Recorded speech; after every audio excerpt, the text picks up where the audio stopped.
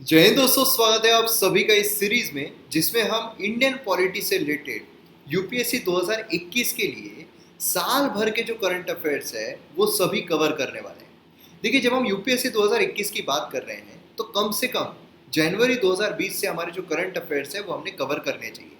और इसीलिए मैंने ये सीरीज लेकर आया हूँ खासकर इंडियन पॉलिटी से रिलेटेड, जहाँ पर हम साल भर के जितने भी करंट अफेयर्स हैं, मतलब इसमें वेरियस मैगजीन जो है उसमें से भी करंट अफेयर्स जो है वो इंक्लूड किए गए हैं, जिससे कि आपको कोई भी सोर्स रेफर करने की जरूरत ना पड़े। इन वीडियोस के थ्रू ही आपके जितने भी करंट अफेयर्स है वो कंप्लीट हो जाए। और हम खासकर एक महीने का सारा मटेरियल एक ही वीडियो में कवर करेंगे। मतलब अगर हम टोटल वीडियोस देखें तो मतलब जनवरी, फरवरी, मार्च, अप्रैल, मई, जून, जुलाई, अगस्त, सितंबर, अक्टूबर, नवंबर, दिसंबर, जनवरी 2021, फरवरी 2021, मार्च, अप्रैल, मई, तो मई तक के हम जो करंट अफेयर्स है वो पूरी तरीके से इन सीरीज के थ्रू कवर करने वाले हैं। अब यहाँ पर निर्भर आप पर है कि आप किस तरीके से इस सीरीज को अप्रोच करते हो। आप जितना ज़्यादा शेयर करोगे, जितना ज़्यादा आप चैनल को सब्सक्राइब करोगे, उस तरीके से जो बाकी भी अगर हम देखें तो वो लेक्चर जो है फटाफट आपके सामने आते रहेंगे। इसीलिए आपको अगर ये फटाफट लेक्चर्स लाने हैं, आपको ये सीरीज पूरी तरीके से कंप्लीट करानी है, तो आपको वीडियो को बस शेयर करना है और चैनल को सब्सक्राइब करना है। और मैं आपको एक गारंटी देता हूँ कि जो सीरीज है हाईएस्ट क्वालिटी कंटेंट की रहेगी, जिसमें आपको बिल्कुल भी कोई भी चीज़ में आपको कॉम्प्रोमाइज़ नहीं करना पड़ेगा। इतने अच्छे तरीके से एक्सप्लेनेशन रहेगा, इतने अच्छे तरीके से जो सीरीज़ है उसमें जो टॉपिक्स है वो कवर किए जाएंगे। तो चलिए शुरू करते हैं। इस वीडियो को आपके सामने प्रेजेंट कर रहा हूँ मैं, मयूर मोगरे।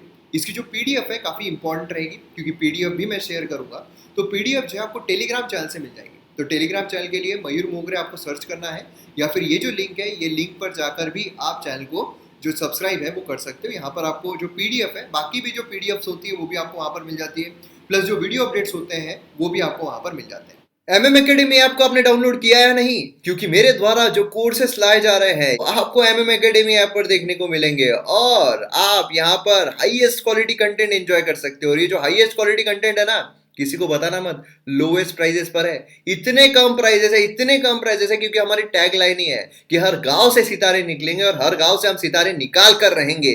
इसलिए इतने कम प्राइजेस में कि जो एजुकेशन है, क्वालिटी एजुकेशन है, ये हर गांव तक जाए, हर इंसान तक पहुंचे, और पैसों के वजह से जो एजुकेशन है उसको ना छोड़े, अपने जो ड्रीम्स है उसको ना मारे। चलिए, सबसे पहला टॉपिक जो हमारा आ रहा है वो है आर्टिकल 131 इंडियन कॉन्स्टिट्यूशन का। बहुत इंपॉर्टेंट आर्टिकल है। क्यों है? क्योंकि देखिए, ये जो टॉपिक्स होते हैं ना, ऐसे जो टॉपिक्स होते हैं, क्योंकि आर्टिकल 131 जिस चीज़ से रिलेटेड है ना, ये हमें हर साल देखने को मिलता है। हर साल। अभी क्या है आर्टिकल 131, इससे आपको पता चलेगा क्यों हमें हर साल देखने को मिलता है। और जब हर साल देखने को मिलता है, ये टॉपिक करंट से ज़्यादा कंटेम्प्ररी में आ जाता है। कंटेम्प्ररी टॉपिक जिस पर क्वेश्चन पूछे जाने की संभावना और ज़्यादा बढ़ जाती है। तो यहाँ पर जब हम आर्टिकल 131 की बात करते हैं तो ये न्यूज़ में क्यों रहा है? ये हम जनवरी की बात कर रहे हैं, जनवरी 2020 की। तो अगर हम देखें तो केरला और छत्तीसगढ़ जो है, उन्होंने सुप्रीम कोर्ट में एक सूट फाइल किया, जहाँ पर उन्होंने जो आर्टिकल 131 है उसके अंडर में कुछ ऐसे लॉज है जिसकी कॉन्स्टिट्यूशनल वैलिडिटी पर सवाल खड़े किए, जिसे अनकॉन्स्टिट्यूशनल करार करने के लिए सुप्रीम कोर्ट को रिक्वेस्ट की। अब वो क्या थे?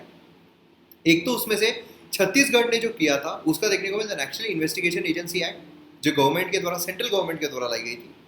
केरला की अगर हम बात करते हैं, सिटीजनशिप अमेंडमेंट एक्ट। तो ये दो ऐसे लॉज है जिसके अगेंस्ट में जो छत्तीसगढ़ है, केरला है, उन्होंने आर्टिकल 131 के तहत सुप्रीम कोर्ट में अपील की।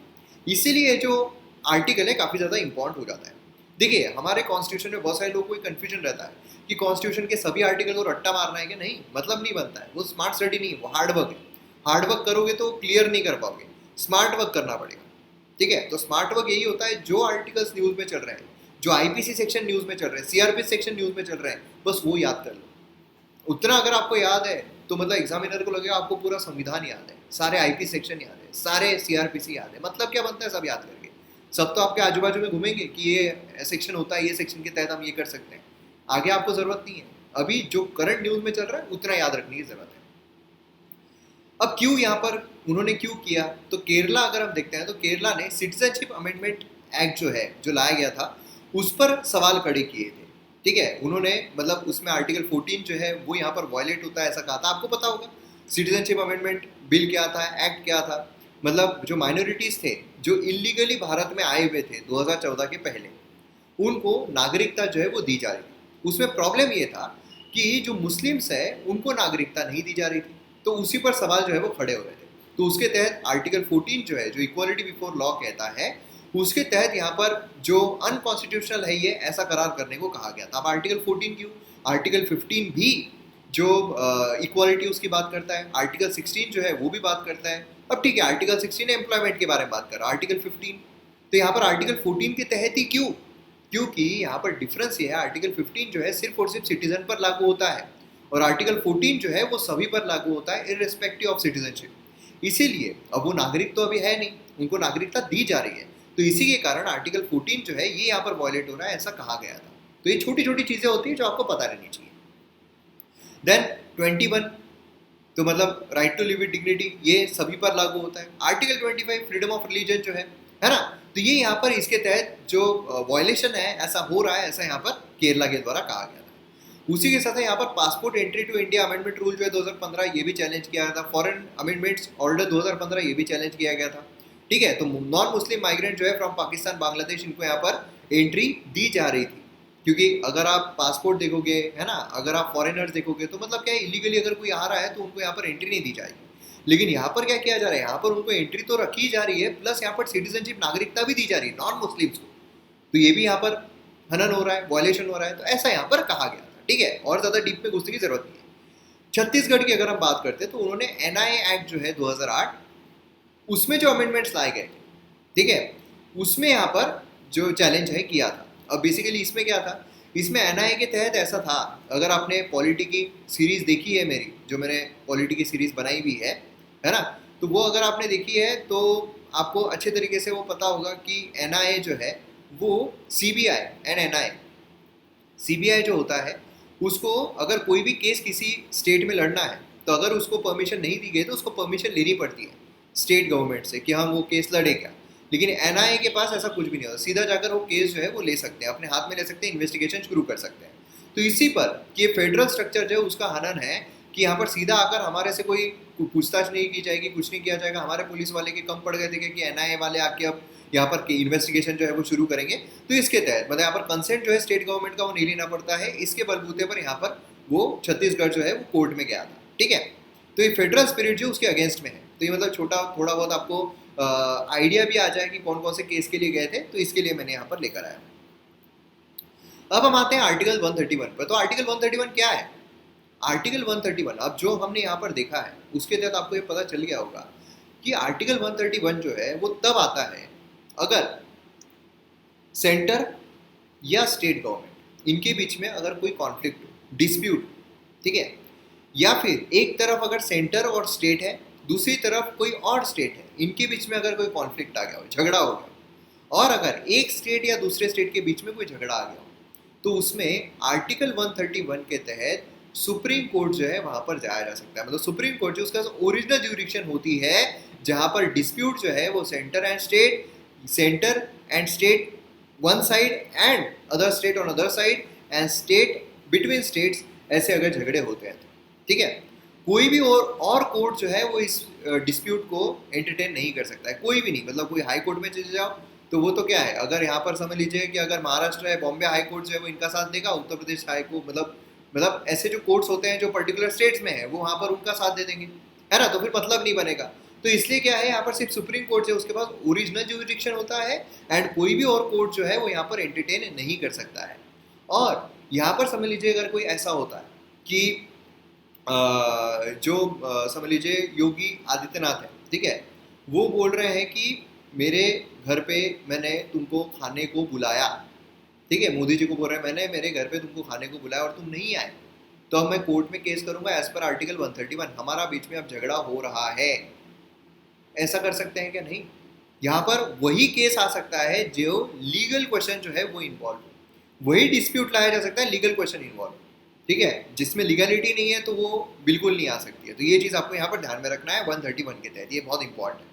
तो ओरिजिनल ज्यूरिडिक्शन जो है वो एक्सटेंड नहीं होता है कहाँ पर, अगर कोई डिस्प्यूट जो है वो ट्रीटी, अग्रीमेंट, कोवेनेंट, एंगेजमेंट, समझ लीजिए अगर कोई मोदी जी ने अगर कोई ट्रीटी की फॉरेन गवर्नमेंट के साथ, समझ लीजिए अगर बिडेन के साथ एक ट्रीटी कर ली कि महाराष्ट्र में हम ये बनाएंगे, ठीक है, एक ट्रीटी बनाई। अब यहाँ पर महाराष्ट्र सरकार अगर वो गवर्नमेंट जो है, स्टेट गवर्नमेंट अगर वो बोलती है नहीं नहीं ऐसा नहीं हो सकता है, तो वो नहीं कर सकती, आर्टिकल 131 के तहत कोर्ट में नहीं जा सकती है, ठीक है। तो यहाँ पर ज्यूरिडिक्शन जो सुप्रीम कोर्ट का एक्सटेंड नहीं होता ऐसे डिस्प्यूट्स में। डिस्प्यूट जो use, distribution, control of water, inter state river हो, तो वहाँ पर भी 131 के तहत नहीं होता है। एंड प्राइवेट इंडिविजुअल जो है वो गवर्नमेंट के अगेंस्ट में नहीं जा सकते हैं, ये बोलकर के 131 के अगेंस्ट में जाएंगे। तो यहाँ पर जो गवर्नमेंट है, गवर्नमेंट एंड गवर्नमेंट के बीच में ही यहाँ पर झगड़ा जो है 131 के तहत जा सकता है, ठीक है। नहीं तो यहाँ पर जो माल्या है वो बोलेगा मेरी और तुम्हारी अब बनती नहीं है, हमारे बीच में ब्रेकअप हो रहा है गवर्नमेंट को, तो मैं 131 के तहत कोर्ट में चल जाऊँगा।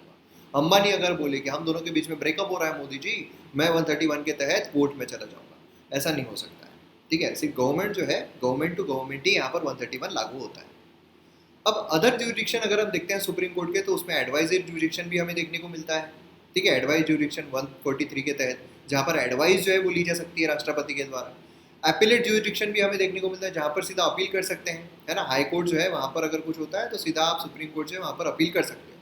And extra ordinary original jurisdiction भी हमें यहाँ पर देखने को मिलता है। एक्सक्लूसिवली यहाँ पर जो डिस्प्यूट, इलेक्शन जो होते हैं प्रेसिडेंट के, वाइस प्रेसिडेंट के, ये अगर इन्वॉल्व है ना, स्टेट सेंटर, ये केसेस अगर इन्वॉल्व है, फंडामेंटल राइट के केसेस इन्वॉल्व है, तो वहाँ पर एक्स्ट्रा ऑर्डिनरी ओरिजिनल ज्यूरिडिक्शन भी हमें देखने को मिलता है।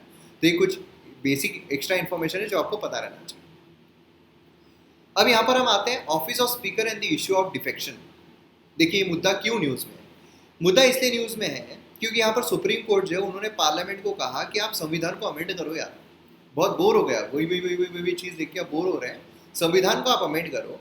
और यहाँ पर जो legislative assembly speaker, exclusive power हमें यहाँ पर देखने को मिलती है, ठीक है। कौन सी एक्सक्लूसिव पावर? कहाँ, किसकी? स्पीकर की।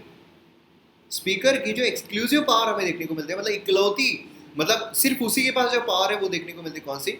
Disqualification under anti defection law. Anti defection law कहाँ पर हमें देखने को मिलता है? 10th शेड्यूल भाई साहब, 10th शेड्यूल अगर हम देखते हैं तो एंटी डिफेक्शन लॉ के तहत डिस्क्वालीफाई किया जा सकता है। कब होता है एंटी डिफेक्शन लॉ? आपको पता होगा कि अगर कोई वॉलंटरीली अपनी मेंबरशिप जो है पार्टी की छोड़ देता है, अगर पार्टी के अगेंस्ट में जाकर, मतलब समझ लीजिए कि अगर कांग्रेस ने बोला है कि हम इस बिल को समर्थन नहीं देंगे, उसके अगेंस्ट में वोट करेंगे, लेकिन राहुल गांधी अगर बोलते हैं कि नहीं नहीं मैं तो मोदी जी को गले लगाकर उन्हीं को वोट करूंगा, तो ऐसे सिनारियों में उनको एंटी डिफेक्शन लॉ के तहत निकाला जा सकता है। या फिर अगर वो चुनकर आते हैं और कोई और पॉलिटिकल पार्टी जो है वो ज्वाइन कर लेते हैं, तो वहाँ पर भी एंटी डिफेक्शन लॉ के तहत उनको डिस्क्वालीफाई कर दिया जाता है। Anti defection law continuously news में रहता है क्योंकि हर साल कोई ना कोई इलेक्शन हमें देखने को मिलते हैं, स्टेट असेंबली के बोलिए, लोकसभा के बोलिए, उसमें जो मेंबर्स होते हैं, कई सारे ऐसे मेंबर्स होते हैं जहाँ पर ट्रेडिंग चलती रहती है, तो इसलिए मेंबर्स जो है वो अपनी पार्टी छोड़कर रिजिग्नेशन देकर दूसरी पार्टी में चले जाते हैं। तो ऐसी चीज़ें हमें देखने को मिलती है। तो एंटी डिफेक्शन लॉ भी काफ़ी न्यूज़ में रहता है। पॉलिटी के सीरीज में मैंने पूरी तरीके से कंप्लीट किया हुआ है, ठीक है। तो यहाँ पर एमएम एकेडमी पर जो पॉलिटी की सीरीज है, ज़बरदस्त तरीके से आपको वहाँ पर पूरा का पूरा मटेरियल मिल जाएगा पॉलिटी से। उसमें कंटेम्प्रेरी टॉपिक्स भी कवर किए हुए हैं, है ना, तो इसलिए भूलिएगा मत। तो यहाँ पर डिस्क्वालिफिकेशन जो है उसमें अब प्रॉब्लम क्या होता है कि यहाँ पर स्पीकर जो है उसके पास पूरी की पूरी पावर मिली हुई है, पूरी पावर। तो अब प्रॉब्लम ये है ना यार कि अगर पूरी प्रॉब्लम स्पीकर की, पूरी अगर पावर स्पीकर के पास है, तो फिर वहाँ पर जो रूलिंग पार्टी है उनका चलेगा, क्योंकि रूलिंग पार्टी का स्पीकर रहता है ना। तो रूलिंग पार्टी ने अगर बोल दिया कि हमारा वो जो बंदा है उसको डिस्क्वालीफाई कर दो, उसका वो जो बंदा डिस्क्वालीफाई कर दो, डिस्क्वालिफिकेशन से कितना फ़र्क पड़ता है ये मैं आपको बताता हूँ। समझ लीजिए कि अगर 200 की असेंबली है, ठीक है, 200 MLAs की असेंबली है, कोई स्टेट असेंबली।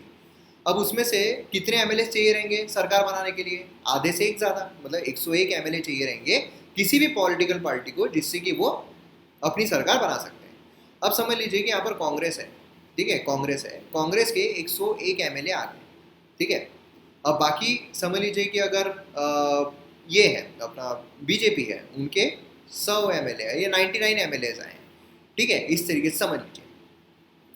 अब यहाँ पर क्या होगा कि 101 MLA हैं, इनमें से अगर कुछ घपला हो जाता है, ठीक है, इनको अगर बोलते हैं कुछ एक कर दो, इनको अगर बोल दिया जाए डिस्क्वालीफाई कर दो, इनको अगर डिस्क्वालीफाई कर दिया जाता है, ठीक है, समझ लीजिए अगर 3 MLAs को भी डिस्क्वालीफाई कर दिया जाता है, तो 3 MLAs इसमें से निकल गए, इसमें से कम हो गए, क्योंकि डिस्क्वालीफाई होने के बाद क्या होगा, उतनी वैकेंसी क्रिएट हो जाएगी, वैकेंसी क्रिएट होगी मतलब टोटल स्ट्रेंथ कम हो जाएगी। टोटल स्ट्रेंथ कितनी होगी यहाँ पर?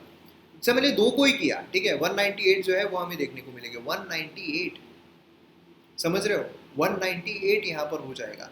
तो अब यहाँ पर आप खुद सोचिए कि अब मेजोरिटी के लिए 101 चाहिए रहेंगे क्या? नहीं, 101 नहीं चाहिए। यहाँ पर मेजोरिटी, टोटल मेजोरिटी भी तो कम हो जाएगी, समझ रहे हो ना, टोटल मेजोरिटी भी तो यहाँ पर कम हो जाएगी। तो टोटल मेजोरिटी 99, अब टोटल मेजोरिटी 99, तो यहाँ पर क्या है, बीजेपी के पास ऑलरेडी 99। ऐसा यहाँ पर जो प्रॉब्लम्स है वो क्रिएट हो सकते हैं, समझ रहे हो। तो इसीलिए क्या है, यहाँ पर जो डिस्क्वालिफिकेशन होता है ये भी बहुत मायने रखता है। तो ये पूरा का पूरा स्पीकर के हाथ में होता है, मतलब समझ लीजिए सेंट्रल गवर्नमेंट के हाथ में होता है। सेंट्रल गवर्नमेंट बोलने के बजाय जो रूलिंग पार्टी है, स्टेट में बोले तो स्टेट की रूलिंग पार्टी जो रहेगी, सेंटर में बोले तो सेंट्रल रूलिंग पार्टी, उसके हाथ में पूरा का पूरा है। वो जिसको चाहे डिस्क्वालीफाई कर सकते हैं एंटी डिफेक्शन लॉ के तहत, या फिर किसी किसी का डिस्क्वालिफिकेशन रोक कर रख सकते हैं, है ना, किसी ने रेसिग्नेशन दिया उसको रोक कर रख सकते हैं। तो ये प्रॉब्लम्स हमें देखने को मिलती है। तो इसको यहाँ पर खत्म करना है, ये जो डिस्क्रिशनरी पावर मिला हुआ है इसको यहाँ पर खत्म करना है, ऐसा सुप्रीम कोर्ट ने कहा।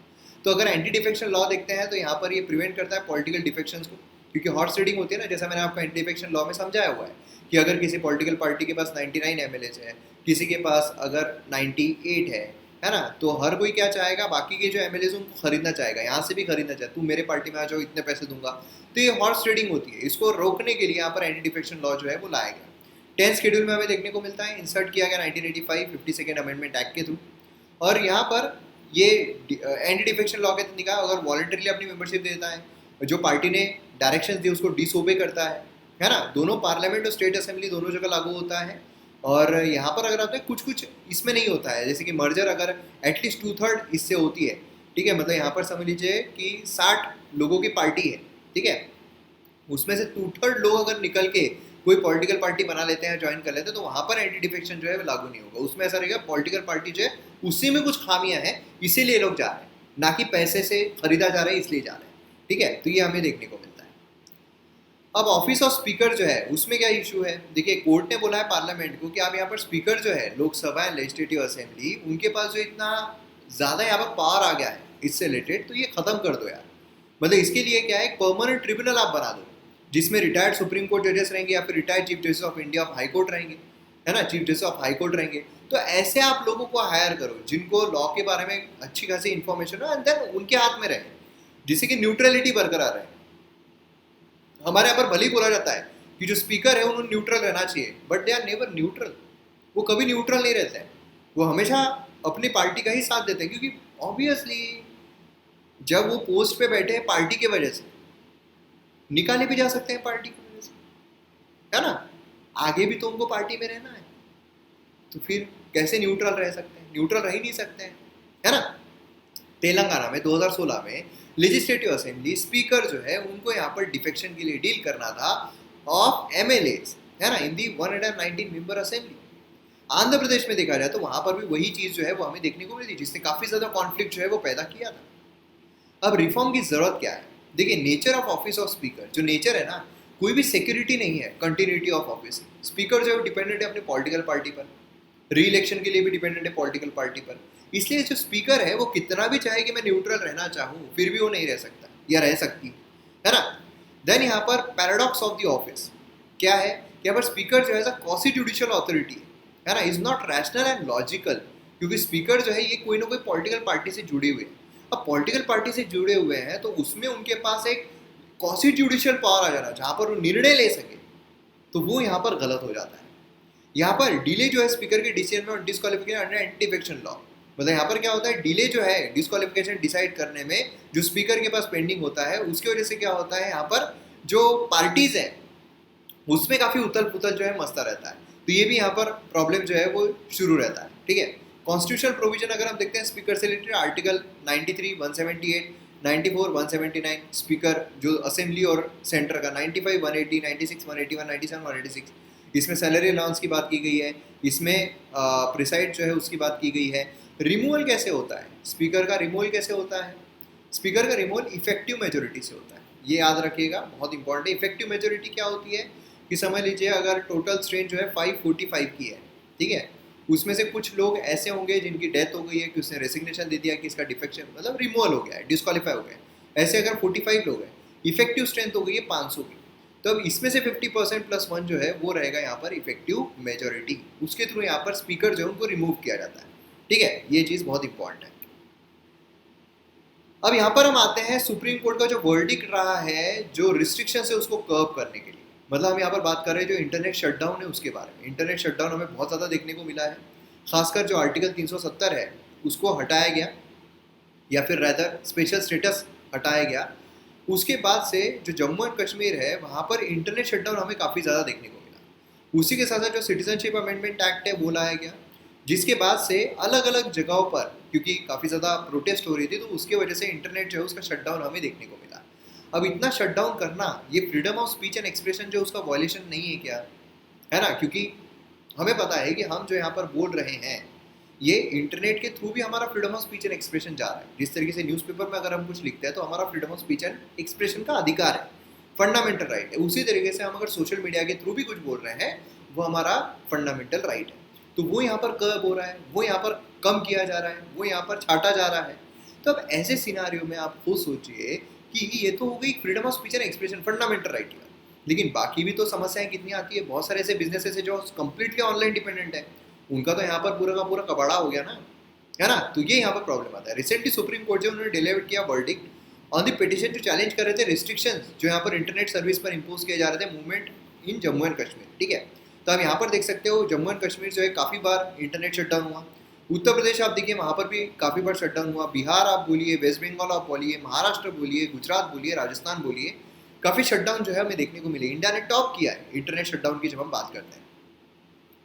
सुप्रीम कोर्ट का ऑब्जर्वेशन क्या रहा? सुप्रीम कोर्ट ने कहा देखो यार, freedom of speech and expression जो है ये फंडामेंटल राइट है, और अगर हम इंटरनेट का मीडियम इस्तेमाल कर रहे हैं तो वो भी एक फंडामेंटल राइट है अंडर आर्टिकल 19(1)(a कि यहाँ पर हम freedom of speech and expression जो उसको एक्सपीरियंस कर रहे हैं। ठीक है, रिस्ट्रिक्शंस अगर हम यहाँ पर लगा रहे हैं इंटरनेट पर तो प्रिंसिपल ऑफ प्रोपोर्शनलिटी जो अंडर 92 ये यहाँ पर जो है उसको फॉलो किया जाना चाहिए।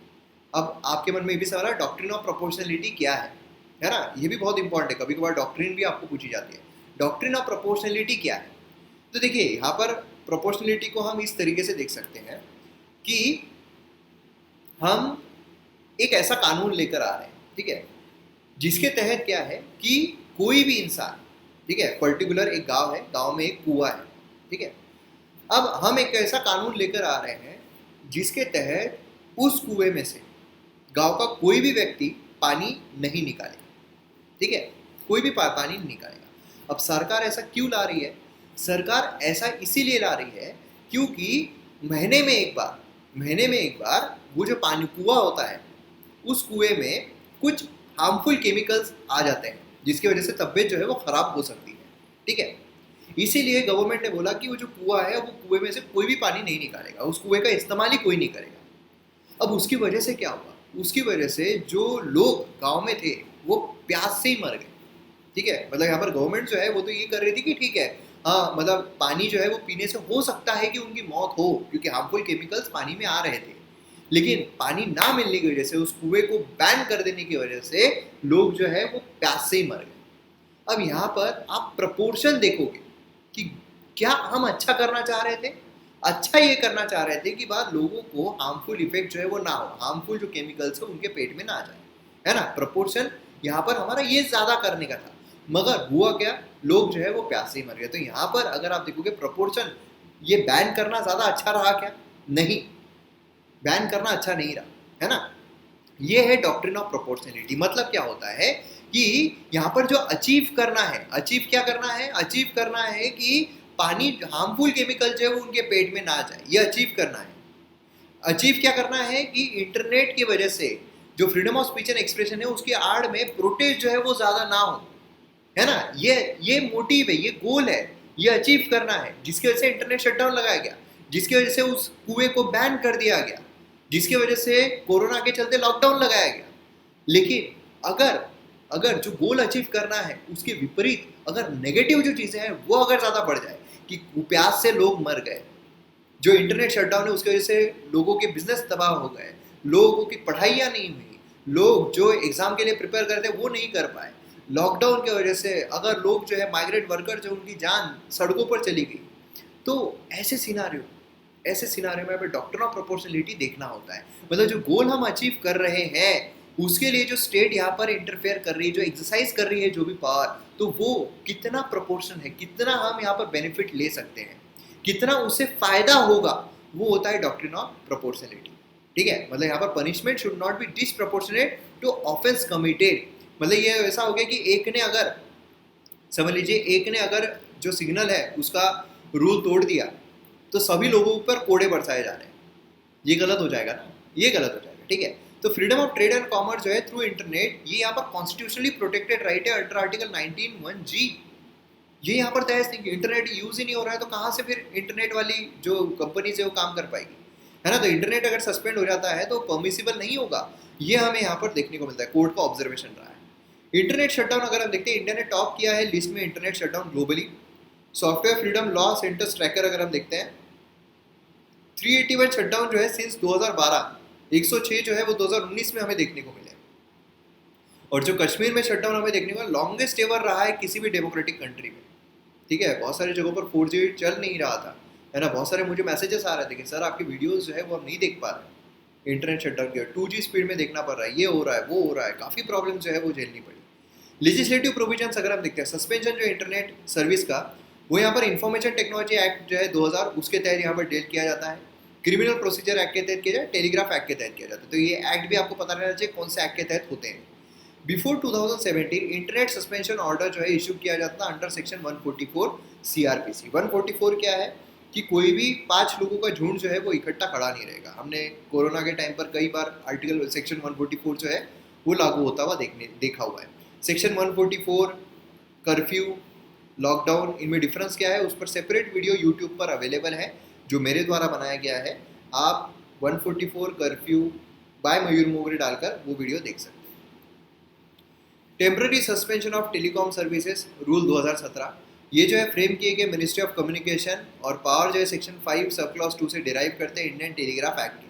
ठीक है, ये एम्पावर करता है गवर्नमेंट को कि वो जो मैसेजेस है उसको ब्लॉक कर सकते हैं, जो ट्रांसमिशन है उसको ब्लॉक कर सकते हैं अगर पब्लिक इमरजेंसी आती है तो यहाँ पर अधिकार है गवर्नमेंट के पास कि वो ब्लॉक कर सकती है। ये जो है ये टेम्पररी ड्यूरेशन के लिए होना चाहिए, इंडेफिनिट पीरियड के लिए नहीं कि आप मन चाहे तब तक कर रहे हो, ऐसा यहाँ पर नहीं होना चाहिए। ठीक है, डायरेक्शन जो है सस्पेंड करने के shall not be issued except home secretary of the country. ठीक है, तो ये यहाँ पे देखने को मिलता है। और रिव्यू कमेटी जो है विद इन 5 डेज यहाँ पर रहना चाहिए। अब यूएन रिजोल्यूशन भी हमें देखने को मिलता है इंटरनेट शटडाउन से रिलेटेड। यूएन काउंसिल अगर हम देखते हैं नॉन बाइंडिंग रिजोल्यूशन है, ये बहुत इंपॉर्टेंट चीज़ है प्रीलिम्स में, नॉन बाइंडिंग है। ठीक है, और रिजोल्यूशन जो अफर्म करता है सेम राइट्स पीपल है ऑफलाइन या ऑनलाइन भी प्रोटेक्टेड रहना चाहिए। ऑफलाइन हमें बोलने का अधिकार है, ऑनलाइन भी प्रोटेक्टेड रहना चाहिए। इंटरनेट शटडाउन क्यों? क्योंकि देखिए यहाँ पर based on analysis of intelligence input, यार इंटेलिजेंस यूनिट ने बोला है कि नहीं यहाँ पर जो प्रोटेस्ट है वो हो सकते हैं, जो सेपरेटिस्ट है वो यहाँ पर इंटरनेट का फ़ायदा उठाकर जो माइंड है उनको और ज़्यादा रेडिकलाइज कर सकते हैं, तो डी रेडिकलाइज करने के लिए इंटरनेट शटडाउन जो है वो लगाना चाहिए। ठीक है, तो यहाँ पर लास्ट रिसोर्ट रहता है जैसे कि मास प्रोटेस्ट, सिविल अनरेस्ट, इसको एंश्योर करना, स्टॉप करना।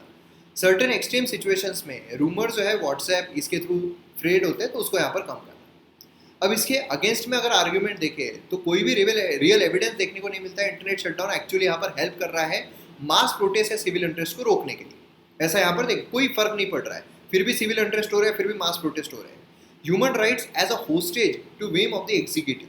ठीक है, यहाँ पर ह्यूमन राइट जो है उसका काफ़ी प्रॉब्लम होता है और जो हिस्टीरिया वो क्रिएट करता है, पैनिक क्रिएट करता है लोगों के माइंड। ठीक है, तो और ज़्यादा यहाँ पर प्रॉब्लम्स क्रिएट होते हैं। अब यहाँ पर आधार रिपोर्ट जो है वो भी आपको पता रहे, क्योंकि आधार रिपोर्ट जो है उस पर भी यहाँ पर काफ़ी न्यूज़ में रहा था। आधार ये क्या है? वेरीफाइड 12 डिजिट आइडेंटिफिकेशन नंबर है जो इशू किया जाता है बाय यूनिक आइडेंटिफिकेशन और UIDAI रेसिडेंट ऑफ इंडिया को। ठीक है, ये UIDAI स्टैट्यूटरी अथॉरिटी है, स्टैब्लिश की गई प्रोविजन ऑफ आधार एक्ट 2016 के तहत। ये 4 piece of personal information collect करता है, name, age, gender and address, है ना। बायोमेट्रिक डेटा भी ये लेता है। और यहाँ पर वर्चुअल आईडीज जो है ये एक फीचर नया ऐड किया गया है। एंड यहाँ पर इफिशिएंट, ट्रांसपेरेंट, टारगेटेड डिलीवरी जो है वेलफेयर सर्विस की वो प्रोवाइड करने के लिए आधार काम आता है। इसमें भी प्राइवेसी का इशू जो है वो हमें देखने को मिलता है। लेकिन यहाँ पर आधार इसीलिए इंपॉर्टेंट है क्योंकि ट्रेंड आपको यहाँ पर पता रहना चाहिए जो आपको पूछा सकता है। कुछ फाइंडिंग्स है, 95% अडल्ट जो है उनके पास आधार है, 75% चिल्ड्रन जो है उनके पास आधार है। तो ये फाइंडिंग्स बहुत इंपॉर्टेंट है। 8% लोग जो है डू नॉट हैव आधार, और एस्टिमेटेड 102 मिलियन लोग इनके पास अभी भी आधार नहीं है। 80% जो बेनिफिशियरीज है वो फील करते हैं कि यहाँ पर made ration MNREGA and social more reliable. तो 80% लोगों का ऐसा मानना है, तो ये भी एक फाइंडिंग काफ़ी इंपॉर्टेंट है। अब हम आते हैं एनीमे प्रॉपर्टीज़ पर। एनीमे प्रॉपर्टीज़, ठीक है, यहाँ पर न्यूज़ में क्यों है? क्योंकि सेंटर ने अनाउंस किया है formation of committees and group of minister जिससे कि एनीमे प्रॉपर्टीज़ को बेच सके। एनीमे प्रॉपर्टीज़ होती क्या है? सबसे पहले तो हमें एनीमी कंट्री क्या होती है ये समझना पड़ेगा। देखिए, फर्ज कीजिए कि हमारा देश भारत एंड उसको लग के श्रीलंका। अब श्रीलंका ये क्या है? ये क्या है? ये हमारा दोस्त, नेबरिंग कंट्री है, दोस्त है ना। अब समझ लीजिए कॉलेज में आपके दोस्त के साथ, ठीक है, आपकी बम पट रही है, बहुत अच्छे तरीके से आप आपके दोस्त के साथ रह रहे हैं, मस्त जम रही है, आप लोग सही तरीके से चल रहा है। लेकिन प्रॉब्लम ये होता है कि एक दिन आपको एक लड़की से हो जाता है प्यार, ठीक है, कॉलेज की। अब आपका जो दोस्त है उसको भी उस लड़की से हो जाता है प्यार, आप दोनों बोलते हो भाभी है तेरी, भाभी है तेरी, भाभी है तेरी, ठीक है। अब प्रॉब्लम वहाँ नहीं शुरू होता है, प्रॉब्लम वहाँ शुरू होता है जब वो दोनों को ही भाव देना शुरू कर दे। प्रॉब्लम वहाँ शुरू होता है।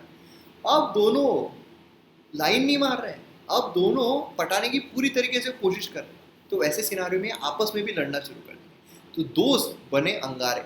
अब यहाँ पर क्या हुआ? दोस्त जो है वो दुश्मन बन गए, समझ रहे हो? दोस्त अब क्या हुए? दुश्मन बन गए। अब जब ये दुश्मन बन गए तो आसपास इनकी कोई भी चीज़ रखी हुई फाड़ फाड़ फेंकना शुरू। तेरा मेरे पास बैग था, फाड़ से फेंक डाला, तेरा मैं पेन था, फाड़ से फेंक डाला। ये क्या हो गया? जब दुश्मन बने तो जो भी उनके पास एक दूसरे की प्रॉपर्टीज थी वो सब फेंकना शुरू। यही है एनिमी प्रॉपर्टी। मतलब क्या है? समझ लीजिए दो देश है, दो देश के बीच में अगर पहले दोस्त थे लेकिन अब यहाँ पर दुश्मनी हो गई है, मतलब ये दो देश जो है ये अगर वॉर पर है तो ये हो जाते हैं एनिमी कंट्री, एनिमी कंट्री, ठीक है। अब उनके जो सिटीजन्स रहेंगे वो हमारे लिए हो जाते हैं एनिमी सिटीजन्स, ठीक है, उनके लिए एनिमी सिटीजन्स हो जाते हैं हमारे लिए।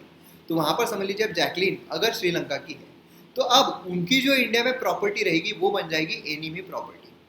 इनका अगर जैकलीन ने यहाँ पर घर ली है, जैकलीन ने अगर स्विमिंग पूल बनता है तो वो सब हमारे लिए एनिमी प्रॉपर्टी हो जाएगा। समझ रहे हो? हमारे बहुत सारे पाकिस्तान के साथ वॉर हुए, चाइना के साथ वॉर हुए, है ना, तो उनके सिटीजन्स ने यहाँ पर कोई ना कोई घर बांधे हैं, यहाँ पर रहे हुए हैं। अब हो सकता है कि वो उस देश में चले गए, है ना। तो अब यहाँ पर क्या है, उनकी जो प्रॉपर्टीज है उनको कहा जाता है एनिमी प्रॉपर्टी।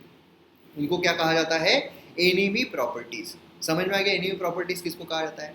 अब ये जो एनिमी प्रॉपर्टीज है इसको अगर बेच दिया जाए तो वो एनिमी प्रॉपर्टी का सेलिंग हो जाएगा, ठीक है। अब यहाँ पर देखिए क्यों ऐसा किया जाता है कि एनिमी प्रॉपर्टी को जब्त क्यों कर लिया जाता है। यहाँ पर जैकलीन का घर है, अच्छा खासा बड़ा है। समझ लीजिए श्रीलंका जो है उन्होंने उनके जो लोग हैं जो यहाँ पर प्रॉब्लम क्रिएट कर सकते हैं, जैकलीन के घर रख दिए। एग्जाम्पल दे रहा हूँ ना, सिर्फ एग्जाम्पल है समझाने के लिए। यहाँ पर बहुत सारे जो एक्सप्लोजिव है वो अगर जैकलीन, मतलब ये क्या होगा, ये श्रीलंका के लिए एक जगह बन जाएगी जहाँ पर उनके लोगों को छुपा कर रख सकते हैं। समझ रहे हो? इसीलिए क्या होता है, इनकी प्रॉपर्टी जो है वो जब्त कर ली जाती है।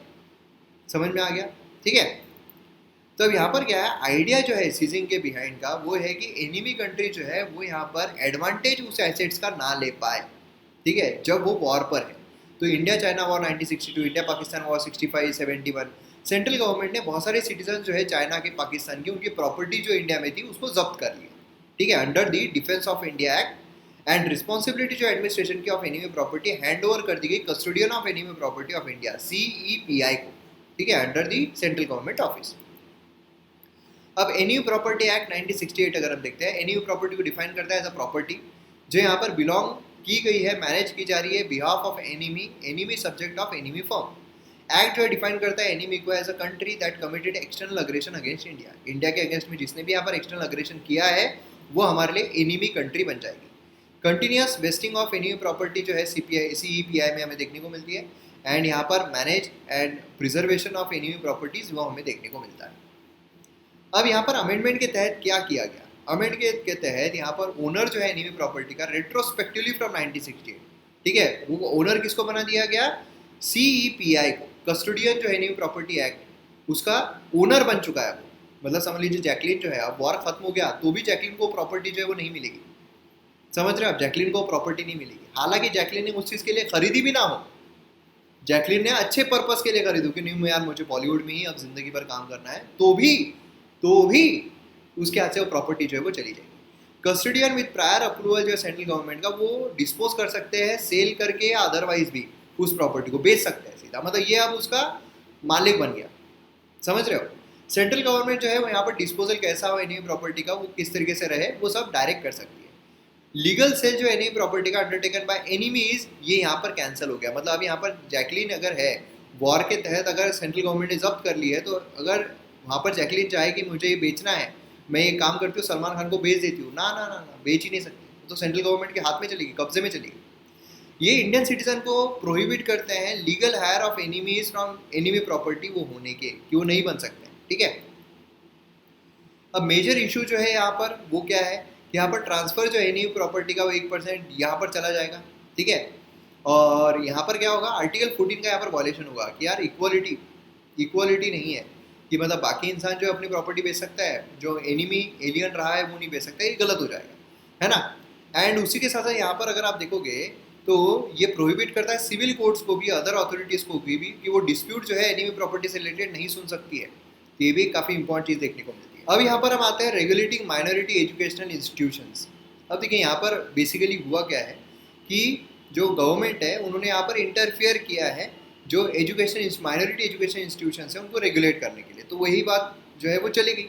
ठीक है, तो यहाँ जजमेंट जो है वो आया है, जो पिटीशन है जो चैलेंज किया गया था validity of West Bengal madrasa service commission act 2008, जो कॉन्स्टिट्यूट की गई थी commission to appoint teachers in madrasa, ठीक है, माइनॉरिटी इंस्टीट्यूशन में। तो अब यहाँ पर क्या है, अगर आप अपॉइंटमेंट ये सब करोगे तो कैसे यहाँ पर गवर्नमेंट जो है उनका कोई भी हस्तक्षेप नहीं रहना चाहिए, गवर्नमेंट का कोई भी इंटरफेरेंस नहीं रहना चाहिए, उसके तहत हमें देखने को मिला। तो इसलिए यहाँ पर रेगुलेट जो करना है प्रीलिम्स और मेंस दोनों पर्सपेक्टिव से काफ़ी इंपॉर्टेंट है। तो यहाँ पर क्या हुआ, ये जो एक्ट यहाँ पर हमें देखने को मिलता है जहाँ पर जो कमीशन है उसका अपॉइंटमेंट किया गया, जिससे कि टीचर जो है मद्रासा में उनका अपॉइंटमेंट किया जा सके माइनॉरिटी इंस्टीट्यूशन में, तो उसकी वैलिडिटी यहाँ पर अपील की गई और सुप्रीम कोर्ट ने कहा कि यहाँ पर माइनॉरिटी इंस्टीट्यूशन जो है उसका रेगुलेशन, ठीक है, वो यहाँ पर हो सकता है, किया जा सकता है, गवर्नमेंट के द्वारा किया जा सकता है। ठीक है, लेकिन उसमें माइनॉरिटी स्टेटस जो है उसका उसमें हस्तक्षेप नहीं होना चाहिए। मतलब यहाँ पर क्या है, जो टीचर की अपॉइंटमेंट है, ठीक है, ये भी यहाँ पर परमिसिबल रहेगी अगर वो माइनॉरिटी एजुकेशन जो है एक्सीलेंस अगर उसमें इंश्योर करे, अगर उसमें कुछ अच्छा इंश्योर करे तो सेंट्रल गवर्नमेंट उसमें हस्तक्षेप कर सकते हैं, including appointment of teachers as well. लेकिन जो माइनॉरिटी स्टेटस है उसका उसमें इंटरफेरेंस नहीं कर सकती। कोर्ट ने रेफर किया TMA pi versus state of Karnataka 2002 का केस, ये केस को डिकोड करने के लिए। अब ये केस क्या है, ये केस में अगर हम देखते हैं सुप्रीम कोर्ट ने यहाँ पर हेल्ड किया फंडामेंटल राइट अंडर आर्टिकल 31 ये एब्सोल्यूट नहीं है और लॉ के ऊपर नहीं है। ये एब्सोल्यूट नहीं है कि आप पूरा का पूरा वो लॉ जो है उसको पूरा चूज लो, ऐसा नहीं हो सकता। इससे कुछ प्रिंसिपल्स यहाँ पर रखे, जैसे यहाँ पर जो नेशनल इंटरेस्ट है उसमें यहाँ पर जो भी इंस्टीट्यूशन में चेंजेस लाने हैं, रेगुलेशन में चेंजेस लाने हैं, वो फ्रेम किए जा सकते हैं नेशनल इंटरेस्ट को ध्यान में रखते हुए। ठीक है, whether they are run by majority और माइनॉरिटी ये फर्क नहीं पड़ता है। ठीक है, और यहाँ पर आप देखोगे तो आर्टिकल 13(1) अगर हम देखते हैं तो equal treatment between majority and minority institutions. However government regulation जो है वो यहाँ पर माइनॉरिटी कैरेक्टर को डिस्ट्रॉय नहीं कर सकते। मतलब गवर्नमेंट जो है, हालांकि उसमें ऐसा बोला गया है कि इंटरफेरेंस नहीं रहना चाहिए, माइनॉरिटी इंस्टीट्यूशंस इंडिपेंडेंट रहना चाहिए, उन्होंने अपने हिसाब से करना चाहिए सब कुछ, लेकिन अगर उसमें एक्सीलेंस करने की कोशिश हो रही है तो स्टेट भी इंटरफेयर कर सकता है without affecting it's minority status. ठीक है, तो ये प्रीलिम्स पर्सपेक्टिव से बहुत इंपॉर्टेंट है कि गवर्नमेंट कैन नॉट इंटरफेयर गलत स्टेटमेंट। अगर अनफेवरेबल ट्रीटमेंट जो है वो दी जा रही है एजुकेशन इंस्टीट्यूशन को, एस्टैब्लिश की गई माइनॉरिटी, ऑब्जेक्शन जो है वो रेज किया जा सकता है अगर कोई गलत चीज़ हो रही है। लेकिन अगर एक्सीलेंस हो रहा है एजुकेशन इंस्टीट्यूशन में तो वहाँ पर ये परमिट किया जा सकता है। कॉन्स्टिट्यूशनल प्रोविजन अगर हम देखते हैं आर्टिकल 31, इसमें सभी minority whether based on religion language have to establish administrative education institution of their choice. दूसरा है 32, ये प्रोहिबिट करता है स्टेट को डिस्क्रिमिनेट करने में। ठीक है, डिस्क्रिमिनेशन नहीं हो सकता। तो ये मैंने अच्छे तरीके से आपको पॉलिटी के सीरीज में बताया हुआ है, पॉलिटी के कोर्स में बताया हुआ है। अब माइनॉरिटी एजुकेशन इंस्टीट्यूशन जो है ये भी बहुत इंपॉर्टेंट है, इस पर भी आपको प्रीलिम्स में क्वेश्चन आ सकते हैं। National commission for minority education institution act ये डिफाइन करता है minority education institution as a college या फिर एजुकेशन इंस्टीट्यूशन जो स्टैब्लिश और एडमिनिस्टर किया जा रहा है माइनॉरिटी या फिर माइनॉरिटीज़ के द्वारा, ठीक है। तो उसको कहते हैं माइनॉरिटी एजुकेशन इंस्टीट्यूशन जो एडमिनिस्टर किया जा रहा है माइनॉरिटीज़ के द्वारा। कॉन्स्टिट्यूशन ऑफ इंडिया यहाँ पर माइनॉरिटी टर्म डिफाइन करती है क्या? जी नहीं, बिल्कुल नहीं करती है। ये एक्ट जो है डिफाइन करता है माइनॉरिटी को, मतलब कम्युनिटी जो नोटिफाइड की गई है as such by central government. जो सेंट्रल गवर्नमेंट ने बोला है माइनॉरिटी, वो माइनॉरिटी रहेगी। As per notification of government of India 6 notified religious minority communities है, Muslim, Sikh, Christian, Buddhist, Parsis, Jain, ठीक है। कोई भी लिंग्विस्टिक माइनॉरिटी जो है नोटिफाइड नहीं की गई है सेंट्रल गवर्नमेंट के द्वारा अब तक। तो ये भी एक प्रीलिम्स पर्सपेक्टिव से स्टेटमेंट बहुत खासा बन सकता है।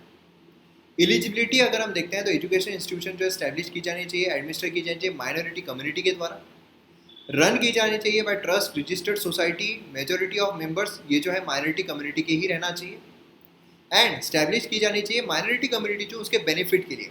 नहीं तो आप माइनॉरिटी कम्युनिटी को ही अगर आप डिफेम करने की कोशिश के लिए बना रहे हो तो गलत रहेगा, उनके बेनिफिट के लिए होना चाहिए। कुछ स्टेट जो है उनकी खुद की गाइडलाइंस रहती है रिकॉग्निशन सर्टिफिकेशन के लिए। एक बार अगर कॉन्फर्ट किया जाता है माइनॉरिटी एजुकेशन का स्टेटस, उसको रिन्यूअल के लिए जरूरत नहीं है कि हम रिन्यू कर रहे हैं, उसकी जरूरत नहीं है। तो ये प्रीलिम्स पर्सपेक्टिव से बहुत इंपॉर्टेंट पॉइंट्स। ये NCMEI जो है कॉसी जुडिशियल बॉडी है जो सर्टिफिकेशन जो है यहाँ पर रेगुलेट करती है, ठीक है। पावर इसके पास सिविल कोर्ट्स के ओरिजिनल एपिलेट जुडिक्शन है, एंड एडजुडिकेटरी फंक्शन है इसके, रिकमेंडेटरी पावर्स है। यहाँ पर डिस्प्यूट जो भी होता है उसको यहाँ पर देखती है ना। और माइनॉरिटी स्टेटस जो है उसको कैंसिल भी कर सकती है, ये बहुत इंपॉर्टेंट है। जो इशू किया गया उसको कैंसिल भी करने का पावर इसके पास होता है। तो ये जो पॉइंट्स है बहुत बहुत इंपॉर्टेंट है, प्रीलिम्स में सीधे पॉइंट्स आपको उठाकर पूछे जा सकते हैं, ठीक है। अब यहाँ पर अगर माइनॉरिटी इंस्टीट्यूशन आ जाती है, अगर एक बार उनको दे दिया गया स्टेटस, तो क्या अधिकार मिलते हैं, क्या राइट्स मिलते हैं? सबसे पहले तो यहाँ पर सिलेक्शन जो है टीचर का, प्रिंसिपल्स का, वो यहाँ पर उनको मिल जाता है। मतलब माइनॉरिटी एजुकेशन इंस्टीट्यूशन जो है वो यहाँ पर ज़्यादा पावर उनके पास आ जाती है कि जितने भी मेंबर्स हैं सब वो चूज़ करेंगे, है ना। देन यहाँ पर रिजर्वेशन पॉलिसी जो है अंडर आर्टिकल 15 जो रिजर्वेशन देना पड़ता है ना, यहाँ पर अगर आप देखोगे उनको रिजर्वेशन देने की कोई ज़रूरत नहीं है, रिजर्वेशन देने की ज़रूरत नहीं है। आर्टिकल अगर हम यहाँ पर स्टूडेंट देखते हैं, स्टूडेंट का एडमिशन, माइनॉरिटी एजुकेशन इंस्टीट्यूशन जो है रिजर्वेशन अप टू 50% उनके कम्युनिटी के लोगों को दे सकती है। समझ लो अगर मुस्लिम कम्युनिटी के द्वारा बनाया गया है तो उनको 50% रिजर्वेशन जो है वो उनकी तरफ से दे सकते हैं। बाकी रिजर्वेशन उनको फॉलो करने की जरूरत नहीं है, जो रिजर्वेशन फॉलो होता है OBC, SC, ST वो करने की जरूरत भी नहीं है। आर्टिकल 30 अगर हम देखते हैं, compulsory take over of property by the state, due compensation यहाँ पर प्रोवाइड किया जाना चाहिए। अगर ले रही है प्रॉपर्टी गवर्नमेंट तो कंपेंसेशन उनको देना चाहिए, ठीक है। राइट टू एजुकेशन एक्ट यहाँ पर मैंडेट 25% रिजर्वेशन फॉर चिल्ड्रन जो इकोनॉमिकली वीकर सेक्शन से बिलोंग कर रहे हैं, ये अप्लीकेबल नहीं है, रिजर्वेशन कोई अप्लीकेबल ही नहीं है, ठीक है। तो ये हमें यहाँ पर देखने को मिलता है। फीस स्ट्रक्चर जो है वो भी खुद का रख सकते हैं, उनको कोई यहाँ पर ज़रूरत नहीं है वही फीस स्ट्रक्चर रखने की, ये उनको अधिकार मिल जाते हैं। तो ये भी बहुत इंपॉर्टेंट है। तो आइए हम यहाँ पर बात करते हैं अब ऑल इंडिया जुडिशियल सर्विस के बारे में, ठीक है। अब ये न्यूज़ में क्यों है ऑल इंडिया जुडिशियल सर्विस? तो देखिए रिसेंटली यहाँ पर प्रपोजल जो है वो लाया गया ऑल इंडिया जुडिशियल सर्विस, यहाँ पर एक फिर से सोचा जाने का कि यार लाया जाना चाहिए, है ना, न्याय को भी न्याय मिलना चाहिए। तो अगर हम देखते हैं ऑल इंडिया जुडिशियल सर्विस, ये एम करता है कि यहाँ पर सेंट्रलाइज कैडर जो है डिस्ट्रिक्ट जजेस का वो क्रिएट किया जाए, जो यहाँ पर सेंट्रली रिक्रूट किए जाएंगे ऑल इंडिया एग्जामिनेशन के थ्रू। जैसे UPSC की एग्जामिनेशन होती है जहाँ पर IAS को किया जाता है, IPS को किया जाता है, उसी तरीके से जुडिशियल सर्विस के लिए भी ऐसी एक एग्ज़ाम होगी जहाँ पर इनको रिक्रूट किया जाएगा। ये यहाँ पर एज अ सोल्यूशन रहेगा टू जुडिशियल वैकेंसीज, है ना, क्योंकि यहाँ पर सही ढंग से रिप्रेजेंटेशन, सही ढंग से, इसकी वजह से क्या है बहुत सारे अदर प्रॉब्लम्स होते हैं, जैसे कि पेंडिंग जो है केसेस बहुत ज़्यादा बढ़ जाते हैं। तो यहाँ पर वैकेंसीज को फुलफिल करना बहुत ज़रूरी है ना, और बेस्ट टैलेंट अट्रैक्ट करना ज़रूरी है। बैकग्राउंड अगर हम देखते हैं, आइडिया जो है यहाँ पर all India judicial service create करने का फर्स्ट इंट्रोड्यूस किया गया 14th रिपोर्ट लॉ कमीशन 1958 में, बहुत पुराना टाइम है। First national judicial pay commission जो है 1996 रिकमेंड करता है district level, and then Swaran Singh committee recommendation जो आए थे 1976, आर्टिकल 312 जो है कॉन्स्टिट्यूशन का, ये अमेंड किया गया 42nd एक्ट के थ्रू, जिसमें ऑल इंडिया जुडिशियल सर्विस जो है वो इंक्लूड किया गया। करंटली यहाँ पर डिस्ट्रिक्ट जजेस एंड सबऑर्डिनेट जुडिशरी जो है रिस्पेक्टिव स्टेट गवर्नमेंट के द्वारा किए जाते हैं। ज़रूरत क्या है ऑल इंडिया जुडिशियल सर्विस की? जितनी भी वैकेंसीज है उसको फिलअप किया जाए, क्योंकि बहुत सारी वैकेंसीज है, इतनी सारी वैकेंसीज जो है उसकी वजह से सुप्रीम कोर्ट में अगर हम देखते हैं 60,000 से ज़्यादा केसेज जो है वो पेंडिंग है। तो आप सोचिए हाई कोर्ट, सबऑर्डिनेट कोर्ट्स में क्या ही हालत होगी। जो क्वालिटी है जस्टिस की उसको यहाँ पर इंक्रीज करें। जैसे क्या होता है कि जब ऑल इंडिया लेवल पर हम कोई भी चीज़ करते हैं तो बेस्ट टैलेंट जो है वो अलग अलग राज्यों में आता है। समझ लीजिए अगर कोई स्टेट गवर्नमेंट है, स्टेट ही अगर रिक्रूट कर रही है तो स्टेट में से जो टैलेंट रहेगा वही वो रिक्रूट कर पाएंगे। लेकिन वही अगर हम ऑल इंडिया देख लेते हैं तो यहाँ पर समझ लीजिए अगर कोई आसाम में अगर कोई बेस्ट टैलेंट बैठा है तो वो भी यहाँ पर आ पाएगा, उसको भी रिक्रूट किया जा सकता है ना। महाराष्ट्र में एड्रेस लैक्यूना जो है स्टेट मैकेनिज्म का, है ना, तो ये यहाँ पर मतलब लैक्यूना जो प्रॉब्लम चल रहे हैं स्टेट मैकेनिज्म में उसको यहाँ पर एड्रेस करने के लिए एंड बेस्ट टैलेंट जो है उसको यहाँ पर अट्रैक्ट करने के लिए। लेकिन इसमें कई सारे चैलेंजेस हैं, जैसे कि सेंट्रलाइजेशन जो उसका डर रहता है, जैसे कि यहाँ पर सेंटर जो है वो अपने हाथ में, जैसे कई सारे इंस्टेंस हमें देखने को मिलते हैं जहाँ पर जो IAS ऑफिसर्स है जो स्टेट में चीफ सेक्रेटरी के पोस्ट पर हो या अच्छी पोस्ट पर हो, उनको डेपुटेशन पर सेंट्रल गवर्नमेंट जो अपने अंडर में ले लेगी। तो ऐसे कई सारे, तो यहाँ पर फेडरलिज्म जो है वो खतरे में आ सकती है। लैंग्वेज का प्रॉब्लम आता है, जैसे कि बहुत सारे जो देसी कोर्ट्स है, रीजनल कोर्ट्स है, वहाँ पर उनकी वर्नाकुलर लैंग्वेज में जो चीज़ें हैं वो रखी जाती है, जो डिसीजंस है वो लिए जाते हैं।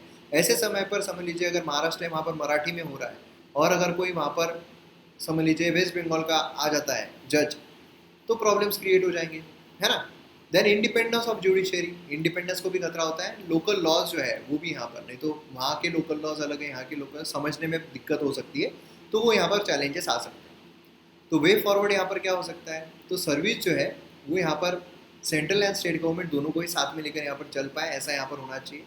लॉ कमीशन की जो रिपोर्ट थी 116वीं रिपोर्ट, जो अपॉइंटमेंट है, पोस्टिंग है, प्रमोशन है इनका, वो यहाँ पर नेशनल जुडिशियल सर्विस कमीशन जो है उसके तहत होना चाहिए, जहाँ पर रिटायर्ड या सिटिंग जजेस जो है सुप्रीम कोर्ट के मेंबर जो है बार एंड लीगल एकेडमिक्स के वो रहेंगे। कोई भी चेंजेस अगर जुडिशरी में होता है तो यहाँ पर जो लीगल फ्रेटर्निटी के लोग हैं उनके ही द्वारा यहाँ पर किया जाना चाहिए, है ना। इन्वेस्टिगेशन जो है of reasons, cause, large number of vacancies, poor performing states, वो भी यहाँ पर सही तरीके से होना चाहिए जिससे कि हम कोई उसका सोल्यूशन निकाल सकें। तो ये कुछ हमें वे फॉरवर्ड देखने को मिलते हैं जो आप मेंस में खासकर लिख सकते हैं। क्लियर है। अब यहाँ पर हम बात करते हैं फास्ट ट्रैक स्पेशल कोर्ट्स के बारे में। तो ये न्यूज़ में क्यों है, ministry of law and justice जो है उन्होंने रिसेंटली यहाँ पर शुरू किया है स्कीम, जिसमें 1023 फास्ट ट्रैक स्पेशल कोर्ट जो है वो कर रहे हैं रेप एंड पॉस्को एक्ट के तहत, ठीक है। अब इवोल्यूशन कैसा होता है फास्ट ट्रैक कोर्ट्स का, 2000 में 11th फाइनेंस कमीशन ने रिकमेंड किया स्कीम जिसमें 1374 फास्ट ट्रैक कोर्ट जो है वो यहाँ पर आएंगे। लॉन्ग पेंडिंग केसेस जो है लोअर कोर्ट्स के वो यहाँ पर सुलझा देंगे। क्या होता है हमारे कोर्ट्स में बहुत सारे केसेस तारीख पे तारीख, उसका निवारण करने के लिए फास्ट ट्रैक कोर्ट की फास्ट हम यहाँ पर सोल्यूशन जो है वो प्रोवाइड करेंगे। जिससे क्या होगा कि जुडिशरी में, हमारे लॉ मेकिंग प्रोसेस में, हमारे न्यायपालिका पर लोगों का भरोसा बैठे, लोगों को लगे कि हाँ यार हमें टाइम बीइंग लॉ जो है वो मिल जाएगा, टाइमली लॉ जो है मतलब जस्टिस जो है वो मिल जाएगा। एन एवरेज 5 ट्रैक कोर्ट जो एस्टेब्लिश किए गए फॉर 5 ईयर्स। हर एक डिस्ट्रिक्ट से यहाँ पर जजेस जो है फास्ट ट्रैक कोर्ट्स के अपॉइंट किए जाते हैं एड हॉक बेसिस पर, टेम्पररी बेसिस पर कि ये केस है, आओ भैया बैठो और इसका सोल्यूशन निकालो। बाय 2005 सिर्फ 1062 फंक्शनल जो है वो हमें देखने को मिले 2005 तक, ठीक है। एंड बाद में सेंट्रल गवर्नमेंट जो उन्होंने स्कीम को डिसकंटिन्यू कर दिया। बाद में क्या हुआ, दिल्ली गैंग रेप हमें देखने को मिला 2012, बहुत ही भयानक था। बाद में यहाँ पर उन्होंने बोला कि नहीं यार फास्ट ट्रैक कोर्ट होने चाहिए जहाँ पर 7-7, 8-8 साल लग रहे हैं, जहाँ पर पूरे तरीके से पता है, जहाँ पर गुनाह कबूल कर लिया गया है, वहाँ पर 7-7, 8-8 साल लग रहे हैं फांसी देने के लिए। कितनी बड़ी बात है। इसमें भी कुछ चैलेंजेस हैं, जैसे कि सिस्टमेटिक इश्यूज, जो स्टाफ है वो पूरा अवेलेबल नहीं है, इंफ्रास्ट्रक्चर जो है उसकी कमतरता हमें देखने को मिलती है, सपोर्ट सर्विस उसकी कमतरता देखने को मिलती है ना। इंफ्रास्ट्रक्चर कहाँ झाड़ के नीचे बैठ के करेंगे क्या। नंबर ऑफ जजेस इनएडिक्वेट नंबर ऑफ जजेस, एडहॉक को भी लेकर आओगे तो किसको रास्ते पर किसको भी उठा के लेकर आया भैया आना थोड़ा तू, मतलब हर इंसान जज बैठा हुआ है, हर इंसान जजमेंटल है, हर इंसान किसी न किसी को जज कर रहा है, तो क्या उसको बिठा देंगे, नहीं बिठा सकते ना। कोई भी लेजिस्लेटिव क्लैरिटी जो इसके बारे में हमें देखने को नहीं मिलती है। फीडबैक एंड अपडेशन ये हमें देखने को नहीं मिलता है कि क्या समस्याएं हैं उसका अपडेशन हम करें फास्ट ट्रैक कोर्ट्स में, वो ये चैलेंजेस हमें देखने को मिलते हैं। वे फॉरवर्ड क्या हो सकता है, नंबर ऑफ जजेस जो है उनको इंक्रीज तो करना है, उनको इंक्रीज करना उसमें कोई दोहरा ही नहीं है, लेकिन उसी के साथ साथ यहाँ पर जो metropolitan, far flung, non metropolitan areas है वहाँ पर भी अटेंशन देने की ज़रूरत है। यहाँ पर जो इनएडिक्वेट कोर्ट स्टाफ है, जो इम्प्रॉपर इंफ्रास्ट्रक्चर है, उस पर भी ध्यान देने की ज़रूरत है। एक बार अगर स्टैब्लिश हो गए तो स्पेशल कोर्ट जो है उनको यहाँ पर पीरियडिक मॉनिटरिंग होनी चाहिए, इवैल्यूएशन होना चाहिए कि कैसा वो काम कर रहे हैं, उनकी परफॉर्मेंस कैसी है, सही में वो फास्ट ट्रैक की तरह काम कर रहे हैं या वही भी तारीख पे तारीख हो रहा है। जुडिशियल ऑफिसर्स है उनको यहाँ पर एटीट्यूड, नॉलेज, स्किल्स उसके बेसिस पर सिलेक्ट किया जाना चाहिए, ना कि सिर्फ नेपोटिज्म के बेसिस पर या फिर सिर्फ डिग्री है तो ले लो, ऐसा नहीं होना चाहिए। उनको ट्रेनिंग सही ढंग की देनी चाहिए। मैकेनिज्म जो है कोलैबोरेशन दूसरे कोर्ट्स के साथ वो भी यहाँ पर होना चाहिए। एंड यहाँ पर विक्टिम्स को प्रोटेक्ट करने के, हमारे पास विक्टिम्स को प्रोटेक्ट करने के लिए बहुत कम चीज़ें हैं, वो रहना चाहिए जिससे कि विक्टिम जो है वो भी वहाँ पर तैयार है। ठीक है, तो ये हमें देखने को मिलता है। तो अब यहाँ पर छोटे छोटे टॉपिक जो है वो बच गए हैं, जैसे कि यहाँ पर सुप्रीम कोर्ट जो है वो ट्रांसफर ऑफ कम्युनिटी रिसोर्सेज जो है उसके अगेंस्ट में यहाँ पर बैट कर रहा है। तो इसमें बेसिकली क्या है, recently supreme court of India जो उन्होंने गवर्नमेंट को हेल्ड किया कि उनको जो इनवैल्यूएबल कम्युनिटी रिसोर्सेज है जैसे कि विलेज वाटर पॉन्ड्स हो गए, है ना, तो उनको कुछ पावरफुल लोगों के हाथों में देने का कोई अधिकार नहीं है। इंडस्ट्रियलिस्ट हो जाए उनके हाथों में देने का कोई अधिकार नहीं है। ठीक है, तो जो विलेज कॉमन्स है उनको यहाँ पर सेफगार्ड करना बहुत ज़रूरी है। ये फंडामेंटल गारंटी है under article 21 of the constitution.